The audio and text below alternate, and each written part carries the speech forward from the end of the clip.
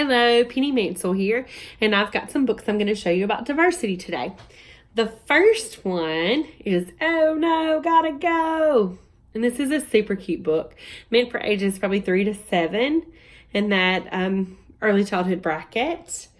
This one is by Susan Middleton Elia.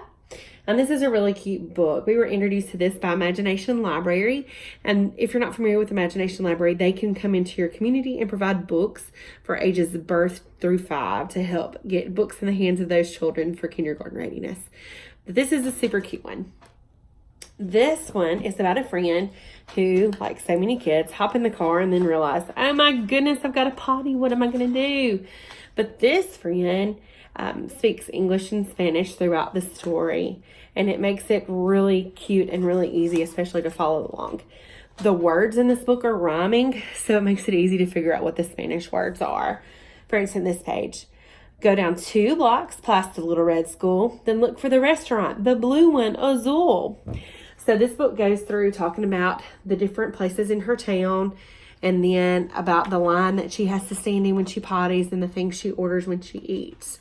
Some of the great extension activities that you could do with this book would be to sit down and look at the pictures through it about the differences in your community, and maybe have your kids draw their schoolhouse or their home environment. Another thing that's really cool about this is talking about the difference in the food. Culturally, she orders things like flan and some special bread that's in a pan with a flan. So this is a cool idea to talk with your kids. You can even introduce these foods to them as a special activity and have them make them, or you could talk to them about what looks good and what they would choose and things like that, just to introduce some new cultural words to them. But this one's really cute and it's an easy read. My next one was also introduced to us by Imagination Library, and this is a super sweet book. This is called Thank You World, and this is by Alice McGritty. And like this one, like most Imagination Library books, if you're familiar with them, the insides of the pages give some encouragement and some instructions for some extension reading activities. So that's extremely helpful with any of these books. But this one's sweet. If you'll notice on the front cover, we have 8 friends. And what this book does is go through the world with the friends, and on every page, they break it down to where they're located so you can see how things are different around them. So one of my first extension activities would be to pull out your globe. Pull out your globe and your map and your world atlas and figure out where these new friends that are in this book live. And then you can also figure out where you live and how your community fits into that world. That would be a great extension activity. But if you'll see how the pages are broken down where they're located, they're done that way throughout the book. So like on this page, they're telling us about the birds in their communities and how the birds are different based on where they live. And one of the sweetest pages is about their mommies. Thank you, stars, for sparkling so brightly. You shine like mommy's eyes. And then they made pictures of their mommies and their mommy's eyes that are in here. A great extension activity for this, there's several. One of the things we always do at the beginning of the year is a friendship quilt, and I think this would be a great extension for that. So you could talk about all the friends in this book, and then every friend in your class could sit down and draw their actual picture and keep it culturally sensitive to their actual skin color and make it look like them and what they think they look like, and then make a big friendship quilt with all their pictures. That would be fun. Some of the activities that Dolly Parton's Imagination Library suggested, one of them was a thank you walk, where you walk around your community and you take your kids on a walk and they tell you what all they're thankful for. That was a fun little idea. Another one was to talk to the children when you go through about same and different, to figure out what is alike and different in different communities and cultures around the world based on the pictures in the book. And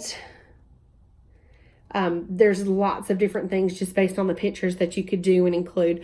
One of the things would be like if you sit down and you're drawing the birds, maybe they could draw the birds in their actual community too. So there's lots of different ways to do extensions with this one. This one makes it easy for cultural extensions.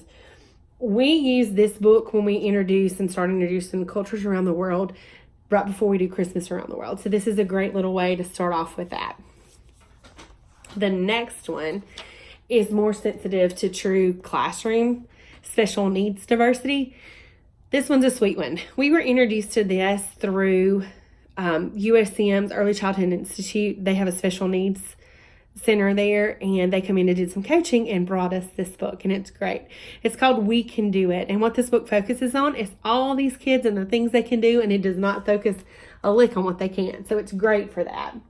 This book is by Laura Dwight, and like the other books, it's still in that 3 to 7 age bracket with kids here. Now, this could be introduced to even younger or even older, depending on the needs of the kids in your classroom.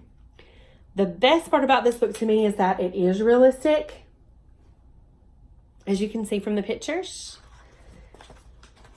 And some of my favorite things about this book is that all these friends can do everything in here. So we've got friends in wheelchairs talking to our friends. One of the best pictures and pages here, we often don't think about our friends in a wheelchair being able to go on the beach and do exactly what we can, but guess what? They can do it. This book talks about some of our friends that may have Down syndrome, spinal bifida, maybe on a walker. It's great. One of the things we like to discuss when reading this book is about the therapy that may come into your classroom. If you're like us and you have some inclusion going on, then you've got different therapists coming in and out of your classroom, and this helps talk about that with your students in the classroom. Now, when it comes to special needs, a lot of it's going to depend on the kids in your classroom. If you've got a kid that is open and wonderfully willing to discuss and help with that inclusion process with your classmates, it makes it easy. And sometimes you have to do it one-on-one with different children if they don't understand a friend with special needs. So how we have handled it in the past, it just really depends on the kids in the room. We had a friend on a walker one time, and one of the extension activities that we did, we were sitting around talking, and they realized that our friend on the walker couldn't go bowling with us. So they took the bowling game and on their own had modified it so that instead of standing to bowl, we sat to bowl. So I think that's a great idea for an extension activity with a book like this when you're really talking about different needs, is that you can get the kids involved and how you can modify and change things so everybody's included in their community. And their community is the classroom. So I've got one more. And I know I was supposed to do 3, but I've got one more. This one is by Marcus Pfister, and I'm going to be real quick with it. This is called Just the Way You Are. He's the guy that wrote Rainbow Fish, and this is a great one. It's not so much about inclusion as it is about children who are different, and it's about being loved just the way you are, and I think that one's really important.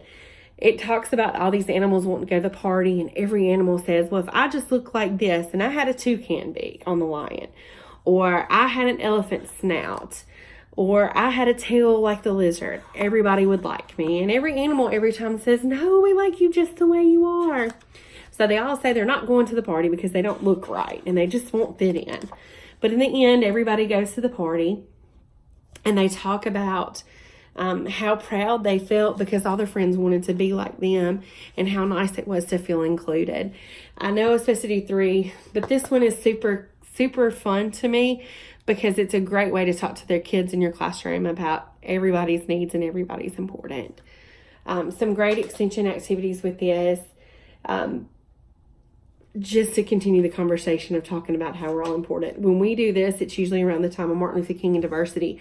And we do the egg activity, which I'm sure a lot of friends have done, where you take the hen's eggs that are different shell colors and you crack them open and all the eggs on the inside are the same. So this one's fun for this. But that's my books. And if you've got any questions, leave them in the comments. Thank you.